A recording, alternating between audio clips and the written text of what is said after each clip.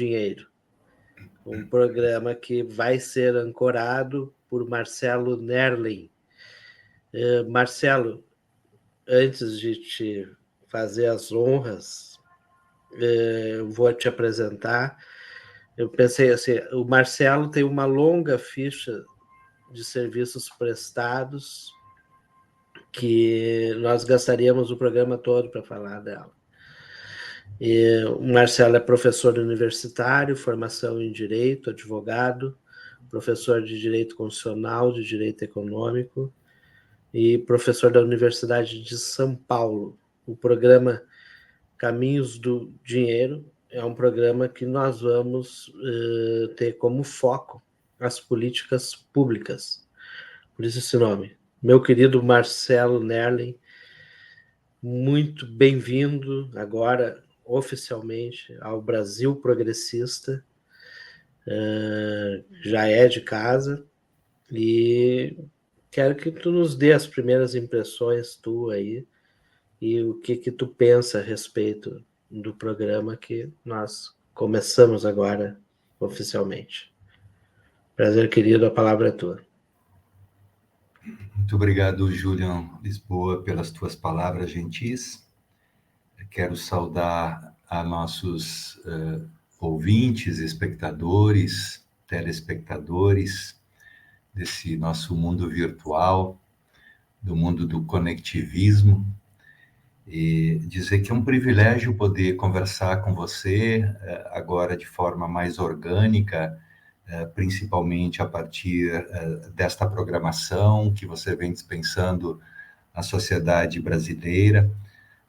Nos conhecemos a partir da virtualidade e da tua produção, que pode ser verificada aí no site do Brasil Progressista, e a partir daí, então, surge essa ideia de podermos reunir aqui para conversar a cada 2 semanas com quem tiver interesse na temática que, por hora, definimos como os caminhos do dinheiro, mas que ainda estamos a conversar sobre qual seria, eventualmente, a melhor nominata, dado que a nossa ênfase decorrente da nossa área de atuação na universidade pública, ao longo não só da minha formação acadêmica, mas também da minha contribuição no trabalho prático, focado no direito do Estado, focado no direito público, no direito constitucional, no direito administrativo, no direito financeiro,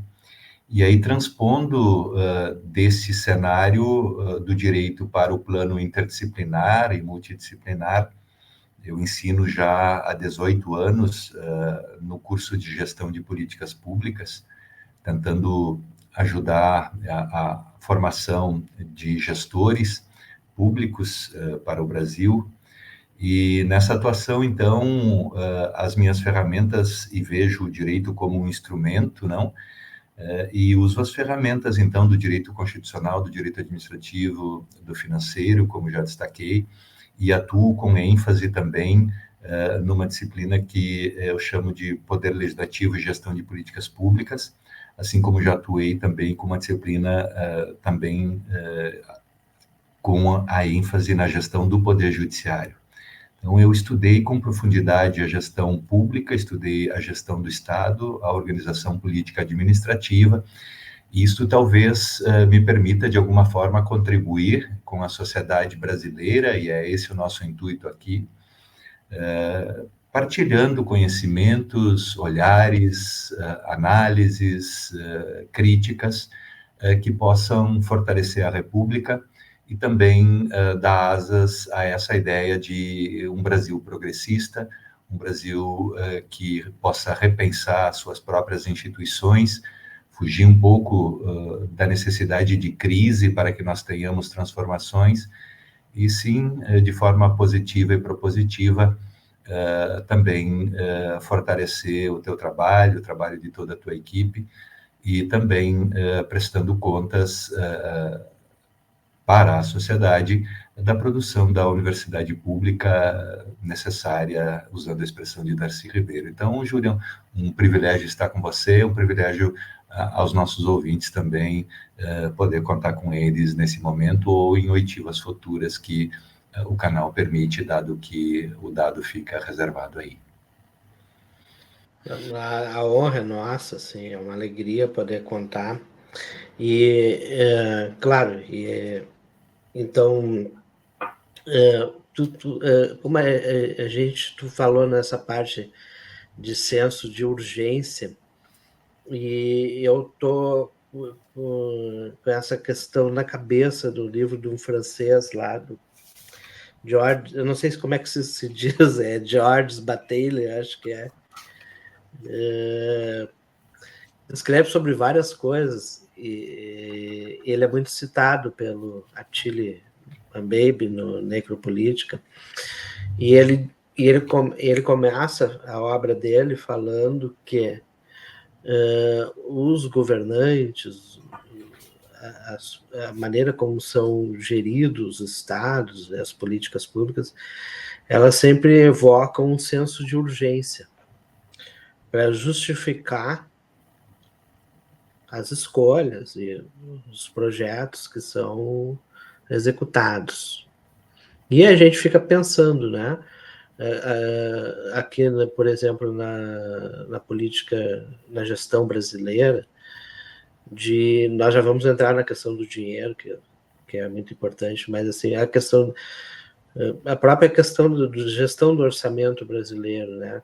Quando o governo precisa negociar com um bloco ultraconservador, um bloco com interesses que às vezes até não são tão republicanos assim, porque uma fatia do orçamento foi parar lá e agora se reclama um senso de urgência para se tomar certas medidas. Mas quando que a gente vê que esse senso de urgência foi criado pelas próprias pessoas que dirigem as políticas públicas e os rumos do país? Eu queria que tu desse uma pequena impressão sobre isso aí. Sim, na perspectiva da gestão pública, né, na tradição clássica, você teria a gestão pública. Primeiro, gestão é sinônimo de organização, só para que a gente alinhe o discurso e facilite o entendimento. Quando nós falamos de gestão, nós falamos de organização. Obviamente que dentro desta organização, e principalmente do mundo teórico da gestão pública, da administração pública, a gente pensa a gestão como um ciclo, ou seja, a formulação da política, a implementação da política e a avaliação da política. E a gente pode perceber claramente que hoje, especialmente a teoria, se dedica primeiro à formação de agenda, portanto, incluiu um apêndice aí nessa teoria clássica, e pula direto para a implementação e para a avaliação da política pública. E eu tenho sempre chamado muita atenção de que o core nessa discussão está exatamente no momento da formulação da política. Por isso, em particular, eu tenho pensado essa questão da gestão pública, da organização pública, na perspectiva do ciclo da gestão, mas entendendo que existe um momento que é o momento da política, e nós vamos viver de novo este momento neste ano, porque nós temos aqui no Brasil eleição a cada 2 anos. Este ano teremos uma eleição municipal, vamos eleger prefeitos, vamos eleger vice-prefeitos, vamos eleger vereadores, ou seja, temos aí candidatos majoritários e proporcionais que vão apresentar os seus planos de governo que devem ser levados a registro. Então, é bom que a população comece a pensar nos seus candidatos e prestar atenção nos seus planos de governo, nos seus planos de mandato, seja os planos de governo ou mandato para o executivo, como também para o legislativo. Bom, nessa perspectiva da formulação da política, e entendendo a formulação exatamente nesse momento, um primeiro movimento da política, que é quando as pessoas se abrem e se permitem discutir o voto, né? Então, logo esse momento esteja encerrado com o processo eleitoral, nós passamos para o momento que eu defino como o momento diferente da política, o que eu chamo de política pública. A política pública, então, precisa uma compatibilidade entre os programas de duração continuada, né, que são exatamente aqueles programas que você transforma uma política de governo numa política de Estado, e que são essencialmente respondidos lá pelo artigo 17 da Lei Complementar 101, que é a Lei de Responsabilidade Fiscal, vão ser complementados também, então, com esse plano de governo, ou com parte desse plano de governo vencedor da eleição majoritária. Portanto, eu não pego todo o plano de governo e estampo isso num plano plurianual. No plano plurianual, eu preciso compensar as políticas de duração continuadas, que receberam dotação orçamentária em mais de 2 exercícios e que, portanto, assumiram essa condição de duração continuada, ou seja, são políticas de Estado. Podem ser tiradas aí de dentro do orçamento se mostrar que a finalidade foi cumprida. E, então, as ações que vêm lá do plano de governo também serão inseridas aí, e se forem trabalhadas de forma estratégica, também poderão transformarem-se em políticas de duração continuada. Até porque, quando nós elaboramos um plano plurianual, né, elaboramos no primeiro ano do mandato, e ele vai vincular o primeiro ano do mandato seguinte. Então, isso dá exatamente essa noção da continuidade. E aí, superada essa etapa, então, que eu defino como política pública, eu chego propriamente ao que eu trabalho como gestão de políticas públicas. E aqui eu uso sempre a referência do conceito do artigo 70 da Constituição Federal, à medida que eu tenho aí dito que os elementos de controle são 5. O controle operacional, o controle orçamentário, o controle financeiro, o controle patrimonial e o controle contábil. Ou seja, quem controla esses 5 elementos controla a gestão. Uma gestão que cumpre esses 5 elementos é uma gestão bem organizada, portanto, bem administrada, e cumpre, portanto, com a possibilidade do próprio parágrafo único do artigo 70, que diz que deve prestar contas todo aquele que guarde, gerencie, administre bens ou valores públicos. Ou seja, não quer prestar contas, não põe a mão em grana pública. Então, assim, veja, fechamos um ciclo macro de entendimento sobre o que seja a formulação, o que seja a implementação e o que seja a avaliação. E daí, de novo, o problema, né? Quer dizer, se eu entro na discussão propriamente da chamada formação de agenda, que eu chamei de apêndice, eu acabo desviando o foco da formulação. E aí a política foge da regra do artigo 174 da Constituição, que apresenta o planejamento como determinante para o setor público e indicativo para a iniciativa privada, e sim, acabo não trabalhando bem a origem, ou seja, o ponto de partida, que é a formulação da política, o foco no orçamento, né, que deveria vir exatamente com uma programação clara, e dentro dele com projetos bem definidos, e dentro dos projetos, atividades e ações que tenham metas, né, que tenham quantitativos e qualitativos, ou seja, que de fato essa política permita ser avaliada. Eu digo sempre, olha, se eu tenho uma má formulação, obviamente eu não posso ter uma boa avaliação, ou seja, se eu comecei mal, né, eu não vou chegar bem ao final, a menos que eu corrija o rumo da minha iniciativa. Então, bom, isso vai abrindo espaço para a gente chegar no que interessa, que é o orçamento aí, que é a receita e despesa. E antes disso, eu vou pegar uma licença aqui contigo, porque a gente está vendo aqui, o pessoal que está nos assistindo aqui, que vai assistir, ele vai ver que o Marcelo tá mostrando como é que funciona a engenharia de governo e a engenharia de políticas de Estado. Isso é determinado na lei, na Constituição e demais legislação que vem abaixo da Constituição. Então, isso é o Estado de Direito. Quando nós estamos falando no Estado de Direito, nós não estamos falando numa abstração, em privilégios. Não. O que é? É que a pessoa tem que cumprir aquilo que o sistema legal indica. Ela tem que cumprir aquelas exigências, seja ela quem for, seja ela o presidente da República, ou um secretário municipal, ou um parlamentar, ele tem que se adequar a essa estrutura e vai prestar contas para a lei, sim, independente da posição. Então, aqueles que querem que se colocar acima dessa fiscalização, acima dessas contingências da lei, porque aí acabam indo contra a democracia, muito mais do que as palavras, mas a própria modelagem da gestão pública pode indicar um modelo de governo autoritário. É isso. Eu vou introduzir, assim, claro, eu vou fazer assim, a questão do dinheiro. Marcelo, uma coisa assim que eu tenho certeza que todo mundo tem uma curiosidade com isso. Da onde veio o dinheiro? Ele é fabricado?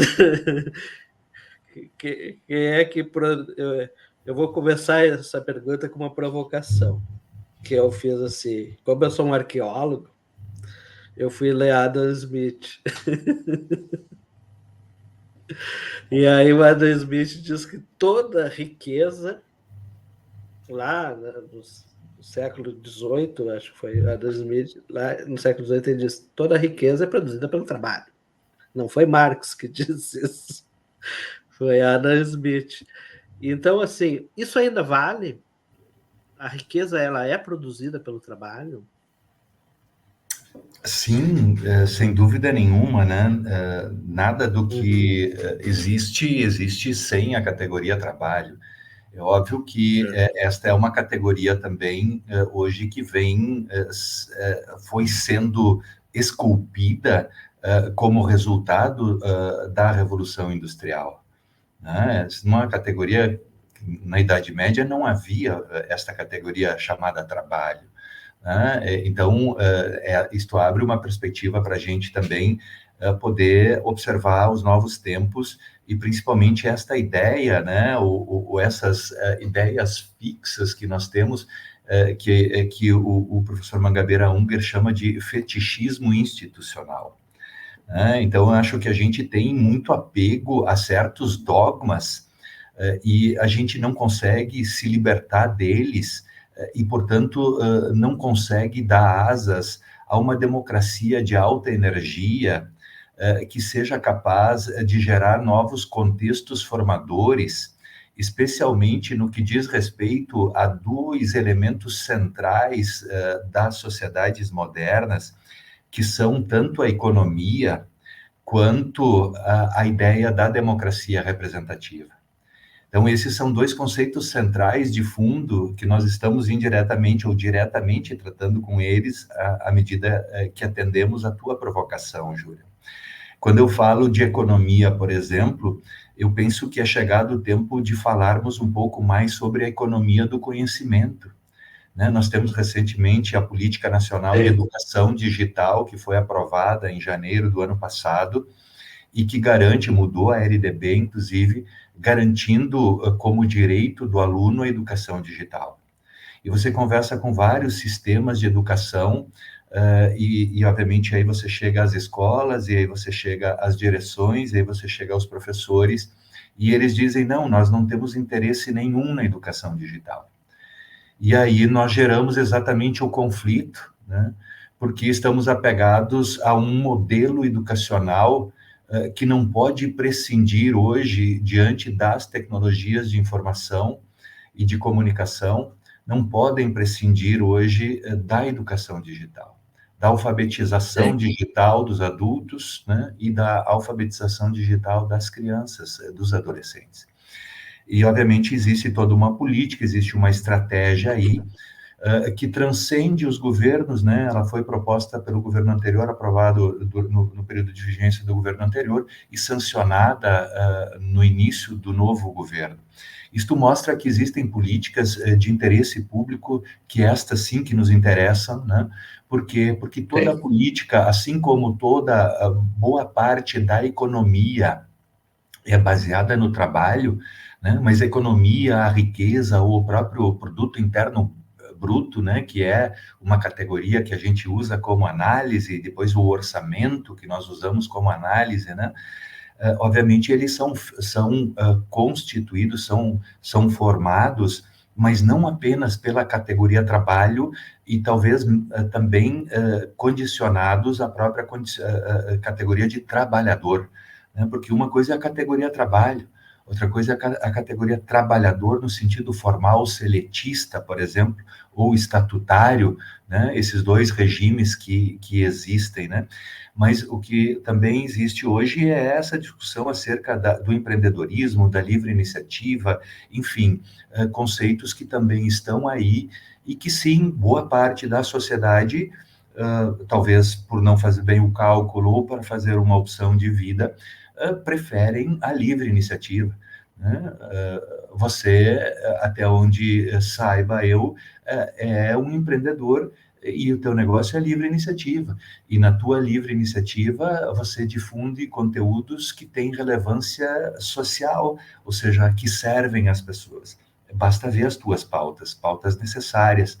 Então, veja, essas categorias também estão hoje, eu diria, devem, como todo e qualquer conceito, deve estar sujeito à prova. E aqui eu vou ser um pouco cartesiano, né? Vou invocar o Descartes.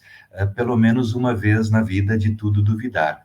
Então, à medida que a gente também vai desenvolvendo este senso, a gente vai olhando para a nossa realidade, né? Vai também entendendo o direito como um instrumento e vai entendendo também que o nosso direito também é um fetichismo institucional, principalmente da nossa geração, Julian, que nós somos a geração Constituição, né?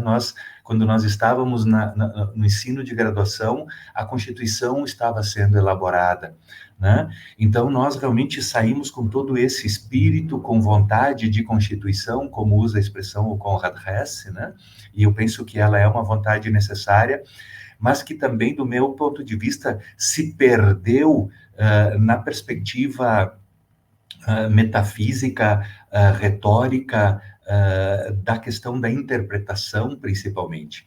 E nós acabamos criando todo um fetiche institucional e estamos cada vez mais judicializando as políticas. E cada vez mais distante está o povo da decisão política. Quer dizer, veja, o próprio processo eleitoral, o Tribunal Superior Eleitoral regula quando você pode se dizer ou não candidato. Ora, se você tem o direito político assegurado como direito fundamental no artigo 14, você é candidato 24 horas por dia, 365 dias por ano, porque isto é quem está disposto a viver para a política ou, eventualmente, nesse caso, viver da política, né? Ou quem tem a política como vocação. Como pode o Estado fazer tamanhas regulações, né? Quer dizer, e a gente vai entregando a soberania popular tanto para essa perspectiva, então, da economia, e por isso que eu chamo a atenção para a economia do conhecimento e as novas formas de economia, né? E a possibilidade exatamente que um exercício de um experimentalismo constitucional com democracia de alta energia poderia nos levar a outros modelos de desenvolvimento institucional econômicos, né, que também gerem riqueza e que vão formar, então, esse PIB, né, e esse PIB depois vai formar um orçamento. Assim como eu tenho chamado muito a atenção sobre a necessidade também de enfrentarmos esse outro grande fetiche dentro da democracia, que é a democracia liberal, a democracia representativa, que, na verdade, tunga a democracia direta da participação. E eu chamo atenção para isso, tanto do plano local até, por exemplo, o Mercosul, né? Então, você tem lá uma representação brasileira no Parlasul, mas até hoje nós, brasileiros e brasileiras, não fomos chamados a votar, ou seja, os membros do Congresso Nacional, independentemente do partido político, capturam essas formas de representação e, portanto, que acabam deslegitimando as próprias instituições à medida que o povo não é participante. Ou seja, as mudanças nesse país, como diz o Canottieri, né, e os próprios constitucionalistas alemães já chamavam atenção para isso, as mudanças pelo alto, né, a Constituição muda, o direito administrativo, o direito financeiro ficam. Então, esta é uma maledicência que a gente tem no Brasil, esses fetiches institucionais e principalmente tanto o fetiche na área da economia, quanto o fetiche na área da democracia representativa. E eu penso que nós, pensando uma nova perspectiva de constitucionalismo, né, uma perspectiva de democracia de alta energia, né, nós vamos superar esta tradição constitucional que nós estamos mantendo, particularmente a nossa geração, e vem sustentando isso há mais de 30 anos, vamos para 40 anos, né, que é uma tradição constitucional inibidora das transformações institucionais necessárias. Nós não olhamos para as instituições, e essas instituições geraram, exatamente pela sua falta de eficácia, nós temos um belo texto normativo, mas não temos eficácia. E aí nós acreditamos que esta eficácia, a consolidação, a concretização de um estado de bem-estar social aqui no Brasil, aconteceriam pela posição do Poder Judiciário, que se agigantou, né, e criou um sistema, usando aqui o Luhmann, né, um sistema autopoético, né, fechado, centrado, né? E nós ficamos nessa expectativa diante de um judiciário incontrolável, incontrolado, né? E nós com uma expectativa e depositando todas as nossas expectativas de garantia de direitos fundamentais na perspectiva do judiciário. E aí o judiciário, sim, entrando dentro do orçamento do executivo com obrigações de fazer, o poder legislativo emendando o orçamento do executivo quando não cuida do seu próprio, né? O Tribunal de Contas fazendo de contas, né? Que não presta contas para o chefe do Legislativo, dado que o Tribunal de Contas é um órgão do Poder Legislativo, né? É um programa dentro do Plano Plurianual dos Poderes Legislativos Brasileiros, e nós, então, típica casualidade brasileira, né? Nessa nossa magnânime capacidade, né? Que daí exatamente isso precisaria ser canalizado para isso que nós definimos como democracia de alta energia, para que nós pudéssemos pensar esta economia a partir de novas formas institucionais, assim como novas formas institucionais de sociedade civil e novas formas institucionais de democracia participativa. Eu penso que esse é o caminho, né? Até porque se de fato essa perspectiva do controlador, se o controle externo pertence ao poder legislativo, remanesce a pergunta: quem controla o controlador? Né? E é preciso, então, fazer controle social sobre o controlador. Né? E por isso que eu defendo particularmente, sempre com muita ênfase, depois de ter estudado os orçamentos participativos, foi a minha dissertação de mestrado desde em 1996, na Federal de Santa Catarina, eu olho esse fenômeno desde aí. Depois isso veio em 2000, com o artigo 48 da Lei de Responsabilidade Fiscal, isso se materializou no nosso direito, ou seja, o orçamento participativo hoje é uma obrigação de toda a municipalidade, ainda que ele faça uma legitimação pelo mero procedimento, não é mesmo? E outro vício procedimental que temos. E, então, nós acreditamos muito no judiciário, ao invés de olhar para as nossas instituições, observar que elas precisam voltar a servir as finalidades para as quais elas foram criadas, né? E que elas não são fetiche, que elas podem ser modificadas, que elas devem ser remodeladas, que elas precisam ser redesenhadas, e que nós não podemos olhar mais a economia e a democracia representativa, esses dois pilares centrais para a teoria constitucional moderna, né, da forma como se observava isso no início, ou meados, ou final do século XIX, ou início do século XX. É preciso repensar as instituições, é preciso democracia de alta energia, é preciso novas instituições para o país, e usar exatamente essa potência de acreditação e de criatividade e de miscigenação do povo brasileiro para o bem do Brasil, para o bem da República, penso eu, Julian. Sim, eu estou te ouvindo aqui porque eu estou fazendo toda a manobra aqui da rede, mas atentamente. Eu fico pensando assim, o que me veio, e talvez mais pessoas pensem sobre isso. O Brasil, considerando o PIB brasileiro, considerando Vamos falar em números. O PIB brasileiro é o quê? 10 trilhões, é isso? Quase 11 trilhões, 10,9 Quase trilhões. 11. Quase 11 tri. E o nosso orçamento foi 5,3 em 2023. Né? Vai dar quase 5,5, 5 trilhões, 470 bilhões, mais ou menos. Então, veja aqui como o orçamento, ou seja, esse sócio oculto, que nós chamamos de Estado, se apropria de 50% da riqueza nacional. Portanto, cada vez mais a importância de observarmos as nossas instituições para entendermos que esse Estado não produz riqueza, ele se apropria da riqueza, seja de quem, aspas, empreende, seja de quem trabalha.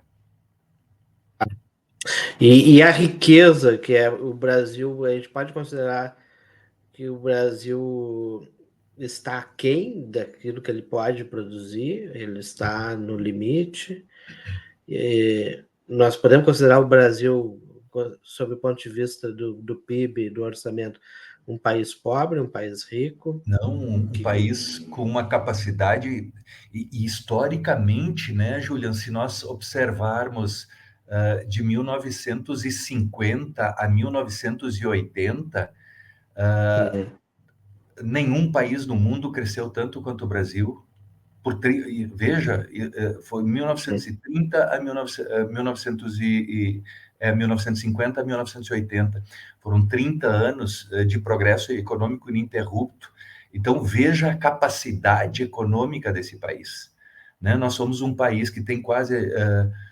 veja a dimensão territorial quase dos norte-americanos, e nós temos um contingente populacional hoje 207 milhões de habitantes, né? Nós temos uma capacidade, nós temos parque instalado, nós temos uma economia do conhecimento bárbara, nós produzimos aviões, né? Nós temos capacidade de produção bárbara, nós temos matéria-prima, né? O que nós não temos são instituições de fato republicanas e instituições de fato preocupadas com o desenvolvimento econômico nacional ou com a nossa população, né? Porque não falta recurso.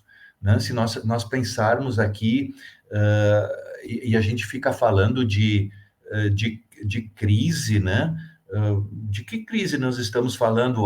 Porque nós temos um déficit de 300 bilhões e o governo, todos nós acompanhamos de novo essa semana, obviamente quando o governo é pressionado aos cortes, os cortes se dão normalmente nas áreas prioritárias, saúde, educação, assistência social, e nunca enrolagem, pagamento de dívida, até porque o governo precisa disso e alimenta essa máquina, que é exatamente o capitalismo financista, né? E o Brasil tem sido, independentemente dos governos, bons representantes do capital internacional e do capital nacional.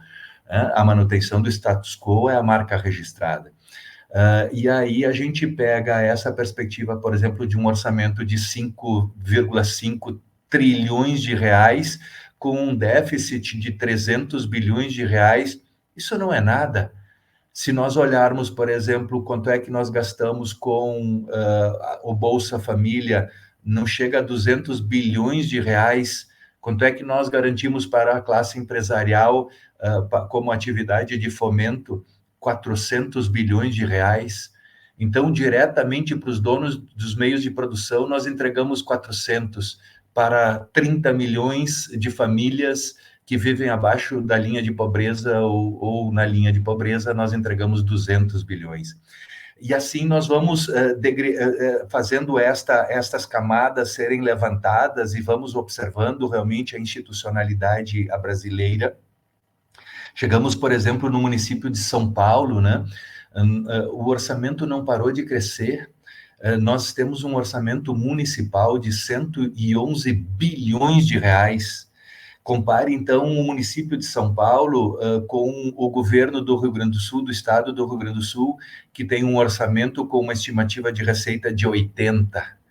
Ou seja, você tem no município de São Paulo, claro que você tem quase 12 milhões de pessoas aqui no município, você tem uma receita de 111 bilhões de reais. Em todo o Rio Grande do Sul, você tem 80 bilhões de reais de receita. Né? Isso nos dá um pouco... e aí colocamos o estado de São Paulo com o estado do Rio Grande do Sul. A receita do Rio Grande do Sul, 80 bilhões. A receita do estado de São Paulo, 320 bilhões. E isto nos leva à conclusão primeira, quando você faz a pergunta, Júlia, o que é o Brasil? O que é o Brasil de São Paulo, o que é o Brasil do Rio Grande do Sul, o que é o Brasil do Acre, o que é o Brasil do Rio Grande do Norte, o que é o Brasil do Maranhão, né? O Brasil não conhece o Brasil, em primeiro lugar. Não. Segundo, nós não temos uma postura republicana, ficamos entrincheirados desde a Constituição de 88, quando nós tivemos uma mínima regulação econômica, entrincheirados numa guerra fiscal, né, garantindo exatamente 400 bilhões para os donos dos meios de produção, né, enquanto que a gente fica choramingando para jogar migalhas para a nossa população pobre, obviamente que é mantida desta forma, para formar um exército de reserva, né, no meio do caminho a classe média ensanduichada, né, cada vez mais perto de ser pobre, cada vez mais distante de ser rica, né, e assim vamos levando a nossa sociedade. Então, vejam, esses números aí, eles são bem significativos e, portanto, seguir o dinheiro é importante, olhar esta perspectiva para poder chegar à conclusão e dizer, olha, o nosso problema não é... nós não temos nenhum tipo de crise aqui no Brasil, né? Nós não temos uma crise fiscal. 300 bilhões não é absolutamente nada diante do endividamento que nós temos, né, e que está bem dentro do controle, podemos pegar aqui a OCDE, que os liberais gostam de citar, como referência, estamos super bem ranqueados. E mesmo na capacidade tributária, não existe até hoje, principalmente de boa parte dos municípios brasileiros, que, do meu ponto de vista, boa parte deles deveria ser refundido, como a Alemanha nos ensina. Foi ela que nos ensinou o processo de descentralização, pois reaprendamos com eles, eles hoje voltaram à unificação, né? Por quê? Porque, de fato, não justifica o município que não tem a menor capacidade de autoarrecadação, ou seja, a capacidade do exercício da capacidade tributária plena, que não tem a capacidade de manter a sua própria estrutura.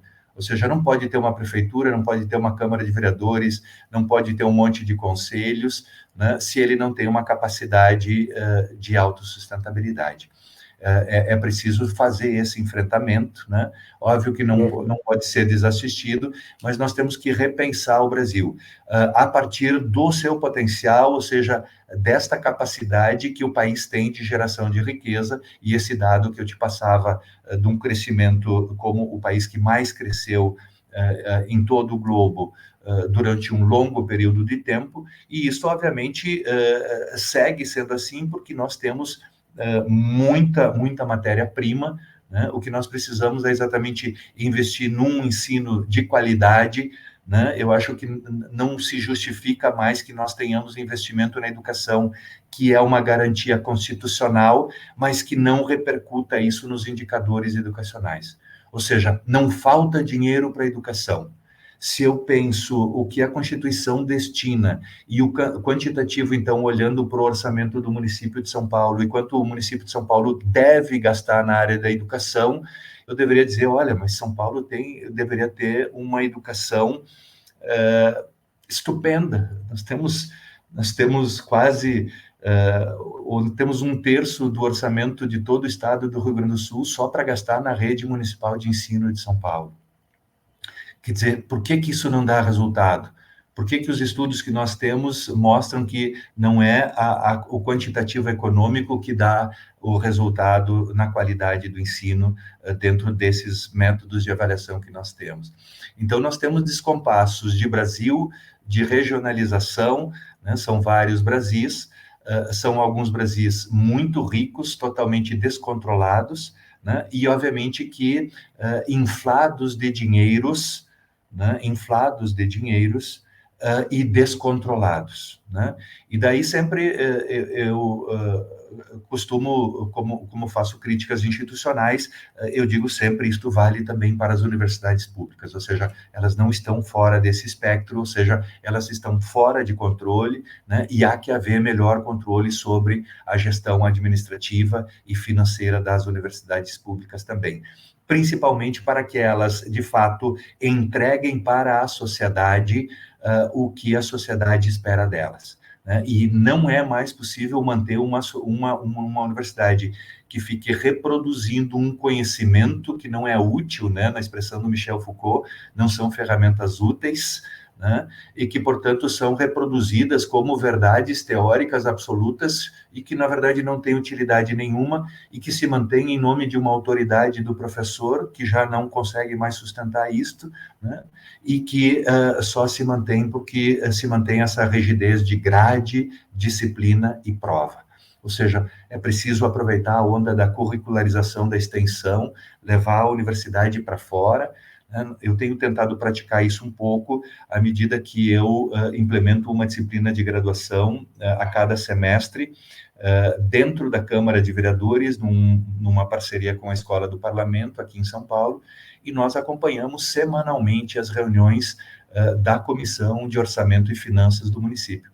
Afinal de contas, nós estamos tratando e olhando e levando os nossos alunos e chamando alunos especiais para que eles prestem atenção de como está sendo tomada a decisão sobre esses 111 bilhões de reais, porque todos os projetos de lei necessariamente precisam passar pela CCJ e pela Comissão de Orçamento das Câmaras Municipais. Pois é exatamente aí que as universidades deveriam estar envolvidas para que a gente tivesse um processo legislativo mais inteligente e também pudesse chamar de novo o Poder Legislativo à responsabilidade do controle, né? E colocar o Tribunal de Contas no seu lugar como órgão auxiliar do Poder Legislativo, né? E acabar com esse fetiche institucional que gera um apagão de canetas, né, e que permite exatamente um encastelamento e uma expectativa também dos tribunais de contas que eles são incapazes de fazer à medida que o controle deles é um controle por amostragem ou eventualmente numa tomada de contas especiais. Eu via hoje o disparate da Procuradoria da República pedir que o Tribunal de Contas da União investigue eventuais recursos desviados do Ministério da Saúde ou que teriam beneficiado alguém no Ministério da Saúde. Eu acho isso um disparate, né? Eu vejo lá no artigo 129 da Constituição a competência do Ministério Público para fazer o controle das polícias, né? Eu tenho, por exemplo, um Ministério Público de Contas no Tribunal de Contas. Quer dizer, como é que a Procuradoria, o Ministério Público Federal pede que o Tribunal de Contas investigue quando eu tenho um Ministério Público de Contas dentro do Tribunal de Contas e que foi moldado e bem pago e não tem capacidade postulatória, né? Então, essas figuras interinstitucionais, esta governança toda precisa ser pensada e repensada, claro. Assim como essa governabilidade também precisa ser repensada. Por isso que seguir o dinheiro é importante, né? E, obviamente, seguir o dinheiro nos permite dar asas a um discurso que foge da personalidade ou das pessoalidades, né? E demonstra claramente que estamos imbuídos exatamente na construção de aberturas democráticas, aceleração democrática, né? E nos libertarmos de certos dogmas teóricos que, do nosso ponto de vista, já são insustentáveis.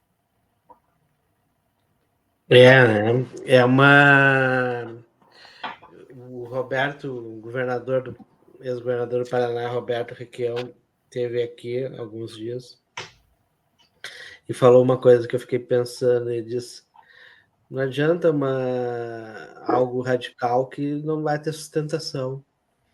Então, penso eu que a gestão pública, ela reclama muito bom senso, né? Muito mais assim, porque as paixões ideológicas, né, que nós temos, porventura, elas não podem passar na frente do bom senso e da lucidez da gestão pública, que tem que lidar com fatos, tem que lidar com a realidade, e não com com projetos que a gente não sabe como é que se realizariam na prática, né? Isso tanto para um lado quanto para o outro, né?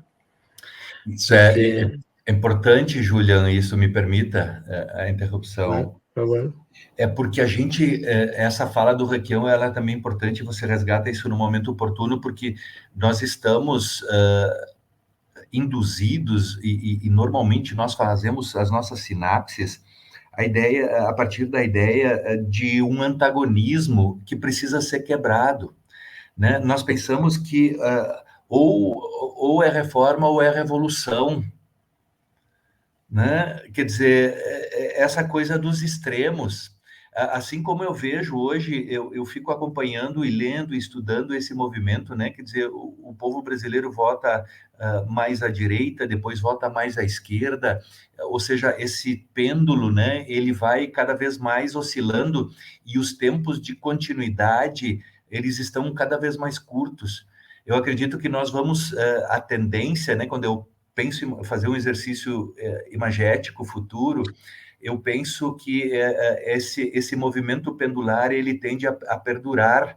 Vejo isso nos Estados Unidos de novo, né, com uma possibilidade de retorno de um governo declaradamente de extrema direita e tal. E veja, ele vem e legitimado com essa coisa que nós chamamos de democracia. Por isso que talvez, e esse seja o grande desafio, é como é que a gente, de fato, quebra esse antagonismo da ideia de reforma ou revolução, e que a gente, de fato, trabalhe com imaginação institucional, né? Com a possibilidade dos concertos, ou seja, a exigência, passar a exigir da administração pública, primeiro do Poder Legislativo, depois da administração pública do Executivo, que eles, de fato, concretizem a política para que isto não precise esbarrar sempre lá no Poder Judiciário, né? E, principalmente, para que nós possamos colocar o Poder Judiciário também em harmonia com os outros poderes, e não nesse desequilíbrio. E aí nós vamos sair dessa encalacrada que nós estamos, né? Que é essa coisa de que parece que não tem jeito, né? Quer dizer, aí parece que as coisas só mudam quando nós estamos numa crise. E mesmo quando nós não estamos numa crise, se criam crises mirabólicas, quando nós deveríamos estar focando nas instituições, exatamente para que as instituições se melhorassem e corrigissem os elementos geradores de crise. Ou seja, que de fato nós passássemos a olhar os processos e tratássemos de fazer os concertos no curso de processo, e não nesse dogma de separação de poderes, ou nesta ideia, né, de esperar que o direito venha encontrar uma saída imagética de interpretação como a melhor forma de interpretar, e agora sim, a partir de uma fórmula de interpretação, nós vamos ter a institucionalização do estado de bem-estar social. Não, né? Se alguém foi para o judiciário, se alguém judicializou a política, é porque não houve o esgotamento da política, né? Porque a política é a arte do possível, a política é a conversação, e, portanto, nós temos que superar essas concepções que são imagéticas e que são, sim, ideológicas, né? E que são ideológicas problema porque se eu coloco um dogma que é uma verdade, que eu imunizo e que eu não sujeito a qualquer tipo de crítica,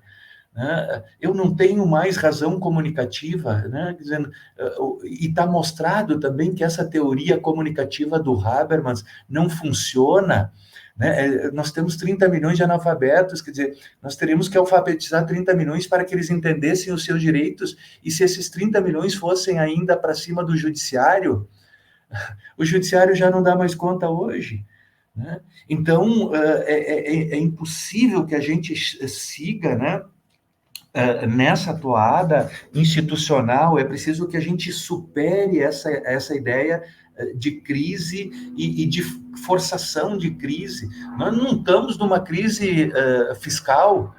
Nós temos 300 bilhões de déficit fiscal num país que vem crescendo vem crescendo de novo, né, 2,3, vai crescer de novo, quer dizer, nós estamos numa perspectiva emergente. o reflexo disso, mesmo no período da pandemia, os orçamentos brasileiros cresceram 20% no primeiro ano da pandemia e cresceram mais 10% no segundo ano da pandemia. Eu nunca vi tanto dinheiro na administração pública. E, ao mesmo tempo, eu pouco vejo capacidade de... Nós temos aqui, por exemplo, no município de São Paulo, um poder executivo que tem uma incapacidade de gastar 30 bilhões de reais por ano. Esse é o orçamento do estado do Rio Grande do Sul, que vai parar onde? No banco. Mas o dinheiro público que é arrecadado com os tributos, e principalmente esses tributos que são regressivos, que estão pautados no consumo, né, eles precisam ser revistos. Por exemplo, esse próprio dogma, né, de o Brasil tributa demais. Não, o Brasil está no ranking da OCDE, não está entre os 10 países que mais tributam no Ocidente, né, e tem uma absurda injustiça tributária, porque, vejam, a pessoa que ganha R$ 1.900 por mês paga 7,5% de imposto de renda. Perdão, uma correção, né? Nós tivemos a medida provisória 1.206 agora, de 2024, que reajustou isso, né? Mexeu no Senado na semana passada, nós estamos esperando a aprovação, mas isto condiciona o quê?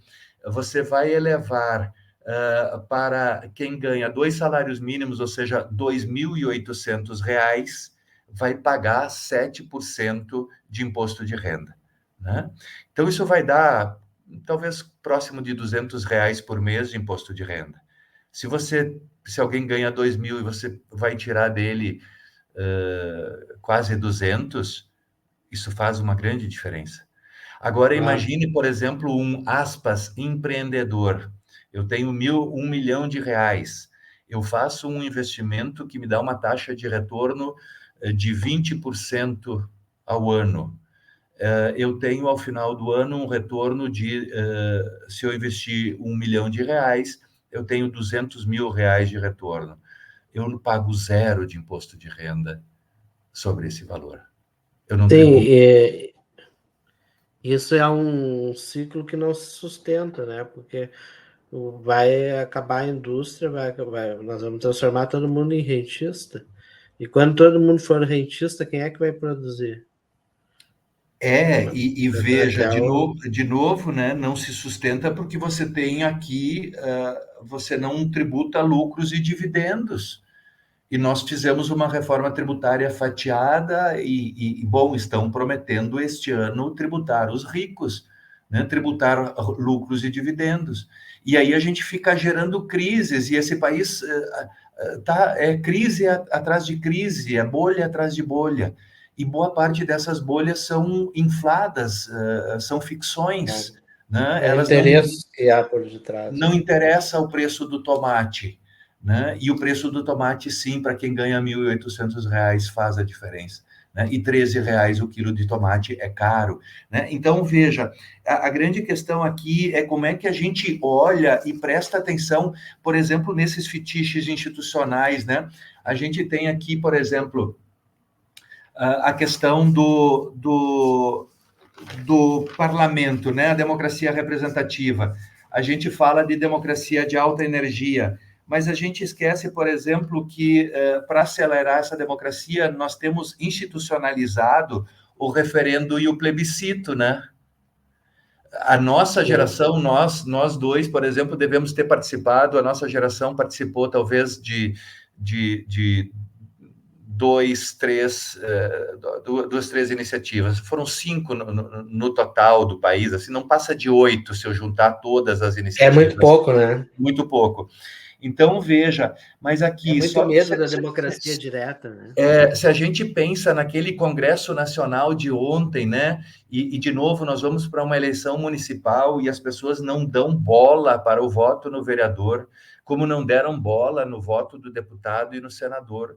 E nós vimos ontem, né, na Câmara dos Deputados, né, você precisa de uma maioria qualificada, né? E você teve essa maioria qualificada para a manutenção da prisão de um bandido, né? E teve partidos que fecharam o apoio total com a bandidagem, ou seja, tem um compromisso de chapa com a bandidagem, e óbvio que a população talvez tenha a maior dificuldade de compreender isto, né? Mas veja que você tem, no campo da esquerda, cerca de 130 votos de 513 deputados.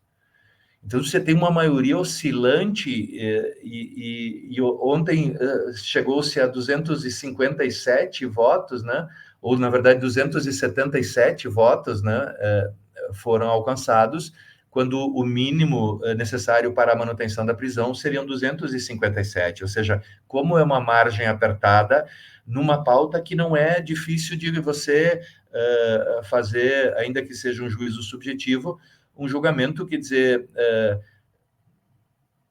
defendo o bandido, não defendo o bandido, como alguns gostam de colocar na pauta ou na agenda, né? Então, não é difícil de perceber. Mas voltando aqui à questão central, chamando a atenção para o Congresso Nacional, para essas matérias que são discutidas lá e que a gente não participa, não acompanha, não vê.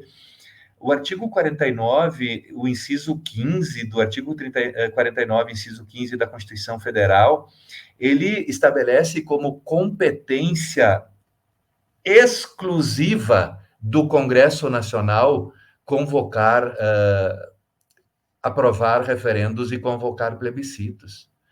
Todo mundo fica esperando isso do Poder Executivo, mas referendo e plebiscito é competência exclusiva do Congresso Nacional. E aqui eu mostro de novo esta falha nessa acreditação da democracia participativa nos moldes que ela está colocada. Né? Por quê? Porque aqui, de novo, eu registro, há uma traição da democracia representativa. Nós temos que abrir o olho para os controladores. Os controladores estão desviados. Esse presidencialismo de coalizão nos empurrou para uma prostituição sistêmica. A gente registra isso aqui em São Paulo, os vereadores cansados já de indicar para o executivo na administração, hoje comandam subprefeituras. As subprefeituras no município de São Paulo viraram feudos de mandatos. Ou seja, este é um executivo capturado. E por isso, de novo, né, quer dizer, nós temos que reolhar as nossas instituições e, obviamente, sem gerar crises, mas observando que essas crises são falaciosas e que nós não precisamos de crises para fazer reformas, mas que nós precisamos reformar as nossas instituições. Né? E que, sim, não há os que são os donos da verdade e os que são perversos, né? Todos nós fazemos o bem, todos nós fazemos o mal. Né? Não podemos seguir nos tocando e nos chamando de gado para lá e para cá. Não é isso que vai resolver o nosso problema. O que vai resolver o nosso problema é olharmos juntos para os problemas reais que devem ser traduzidos em programas orçamentários e financeiros, e cada vez mais a população precisa ser chamada não só para o auxílio, ou seja, não só para pagar tributo, mas também para o concílio, ou seja, para dizer aonde investir o dinheiro público, porque a população sabe onde o calo aperta, né? E se alguém deve errar, não devem ser os tecnocratas e não devem ser os políticos, deve ser o povo. Portanto, descentralizar a tomada de decisão e descentralizar, portanto, o recurso do orçamento vai recolocar as instituições no seu devido lugar, para que efetivamente as corporações entendam que elas estão para servir e não para servirem-se. E isto vale também para as universidades. Perfeito. Marcelo, estamos batendo 60 minutos agora. Foi rápido aqui. Querido, eu quero te dizer assim, ó, claro, o assunto é infinito, né? E eu compartilho de muitas preocupações tuas, e eu vejo assim que tu traz, assim, vai trazer aqui, vai enriquecer muito o nosso canal, que tu vai trazer aqui uma pauta que ela, apesar de ser muito importante, ela não é falada. Né? Nós vamos abrir a caixa preta aqui. do orçamento das instituições, e vamos, assim, eu acho que vamos desfazer vários dogmas, vários mitos que tem de dinheiro que se vai muito para um lugar ou pouco para outro.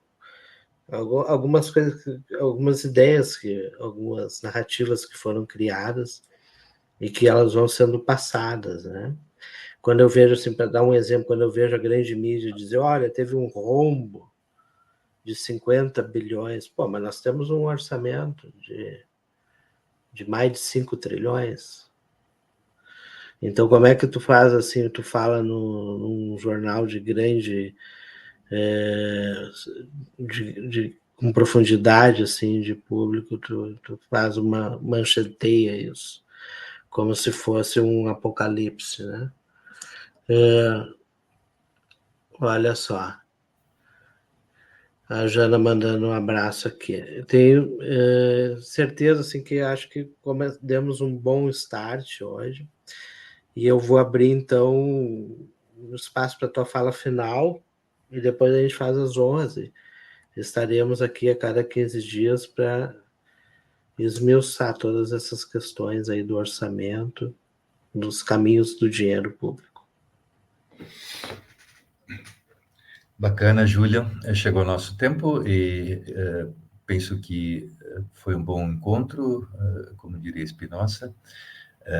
Penso que nós estamos trabalhando por uma educação para a imanência, para a ação, e, obviamente, o desvelar desses fetiches institucionais, desses dogmas, né, eles nos conduzem a um processo meditativo, né, e, de fato, que busca uma intervenção aqui e agora. Porque, se não agora, quando? Não é mesmo?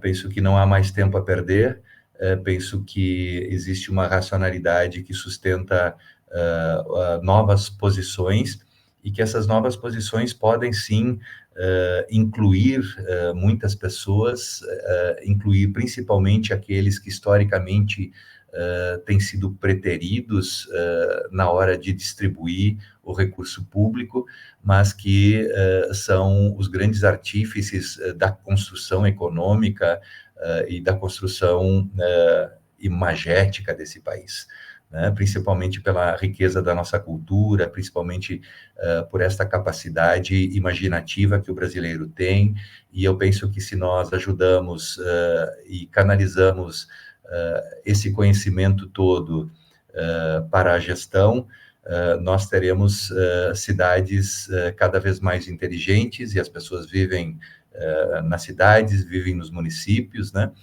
E municípios são municípios inteligentes porque eles contam com pessoas inteligentes.